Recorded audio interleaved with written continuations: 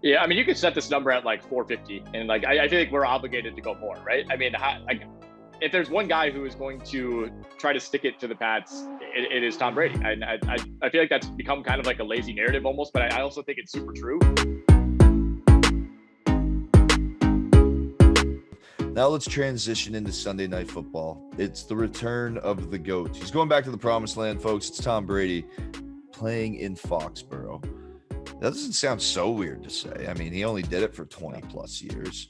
But here we go, folks. Sunday Night Football. It is the Tampa Bay Buccaneers taking on Mac Jones. Mac Jones looks like a grade 10 student there. That's just like his mom wished him a good day, and he really took it to heart. Which of Where these Tom two Brady quarterbacks looks like a killer. Younger? So wait, is when you say grade 10, is that a Canadian thing? Because the only other place I've heard that is on Trailer Park Boys. Like you'd say grade 10 instead of 10th grade. I guess so. I guess we're a grade and then a number kind of thing, like a grade Okay, 6. interesting. We're not a big at the number first kind of thing, you know. Okay. It's like Tom Brady, number 12, not number 12. But Tom if Brady, he was if he was a junior in high school, he'd be grade 11. Yes. Okay. And you would, like if you were in 6th grade, you'd be like, I'm in grade 6. You wouldn't say I'm in 6th grade. Well, you could say either or, but I think saying I'm in grade 6 is more common, or when I was in grade 6 kind of thing when you're in past tense. Learning new there you go, things. folks. There's a little Canadian, I guess, diction lesson on how we talk about our schooling. And I think Tom Brady's going to take the Pats to school this week. Jason and I were looking at it before coming on air, and Tom Brady's never lost 3 games in a row. He's only lost 2 games in a row about 7 times. And I don't see him losing to the Patriots. He's going to be fired up. And I literally think he's going to go out there and kill Bill, go full Uma Thurman on this game. And I'm taking more on Tom Brady on his return to New England.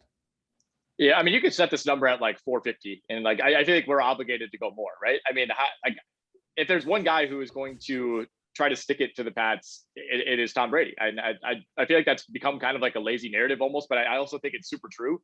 And I don't want to go against it just because it feels like that's what everybody thinks. I think Tampa's going to go into this game, I mean, as prepared as possible.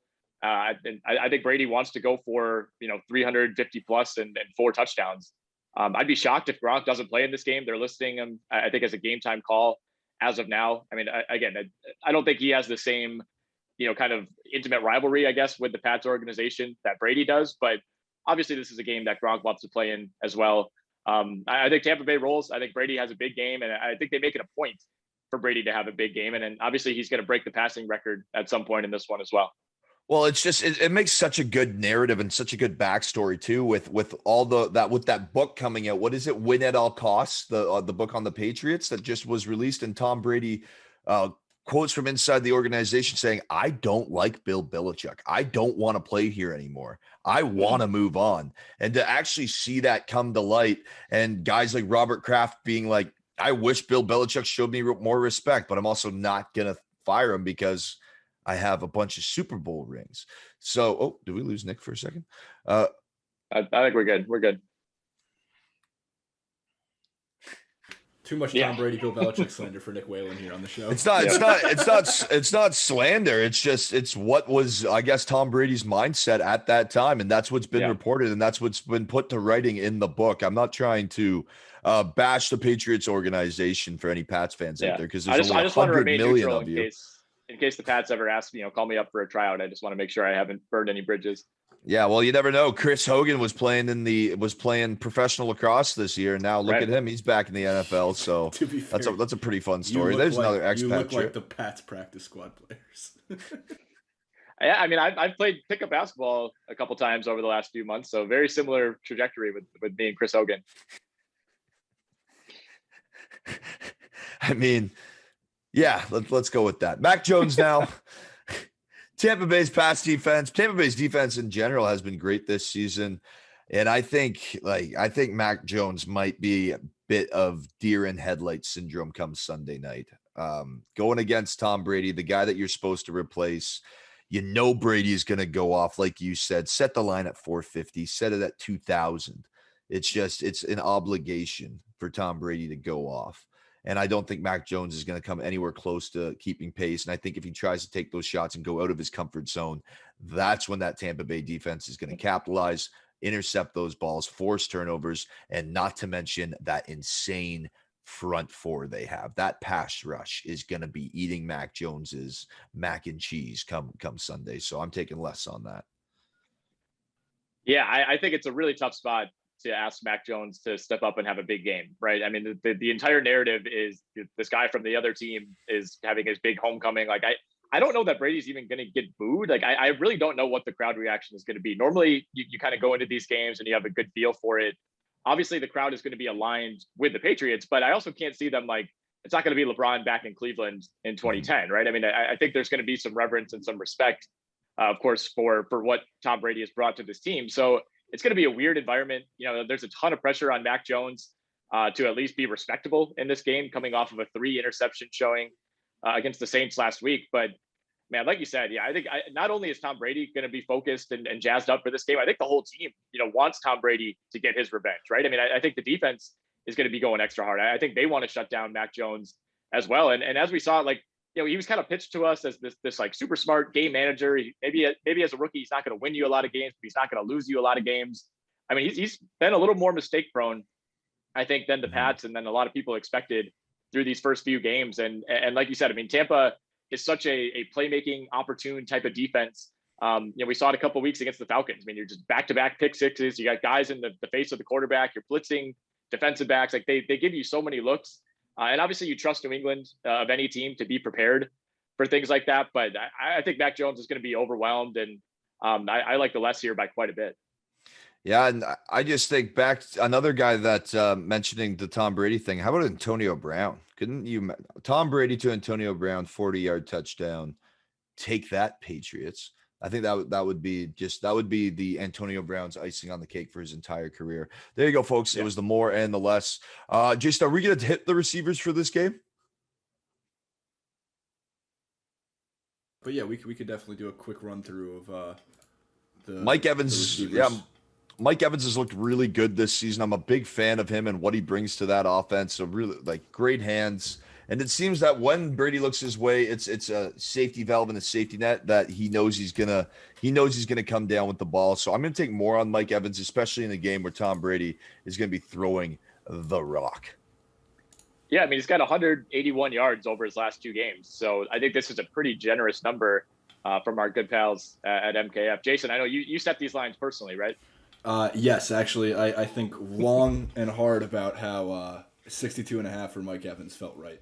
Yes. No, I like that though. I mean, I think you bump that up 10 yards, maybe it's a little more iffy, but I'm with Connor, right? I mean, this number just seems really low.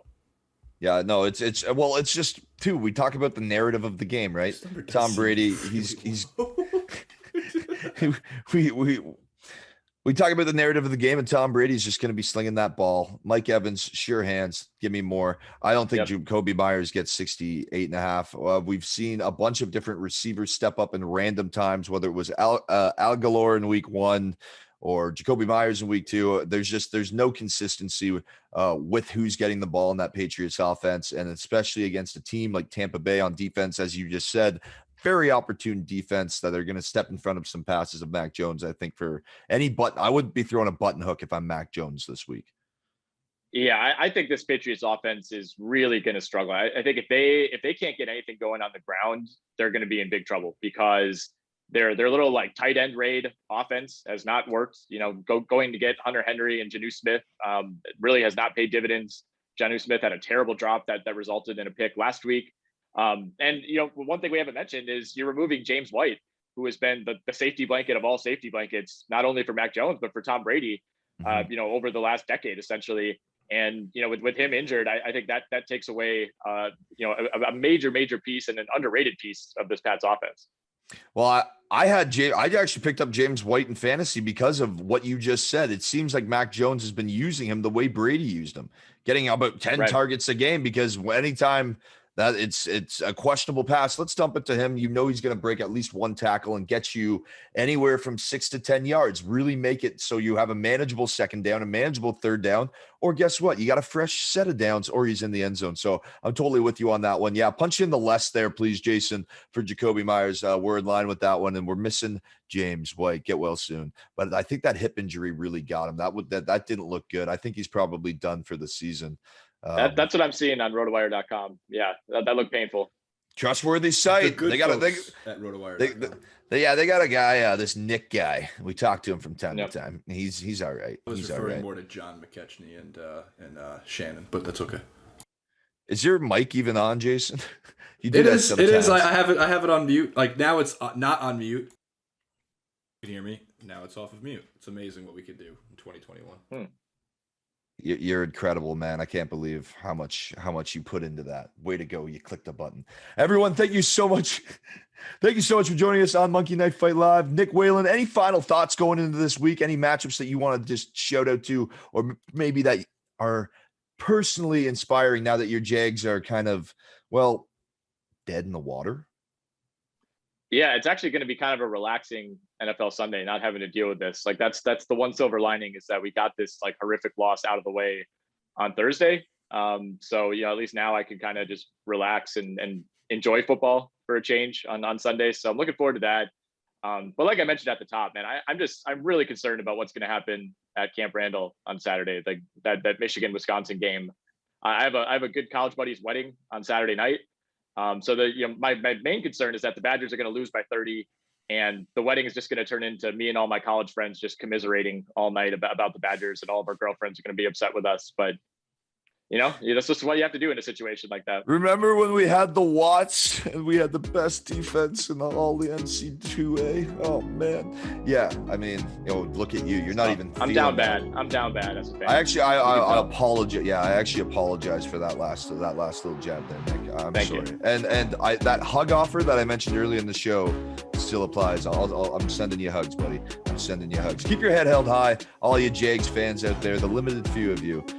True warriors here. Nick Whalen from Rotowire.com, folks. I'm Connor Rowntree. And remember to hit it hard.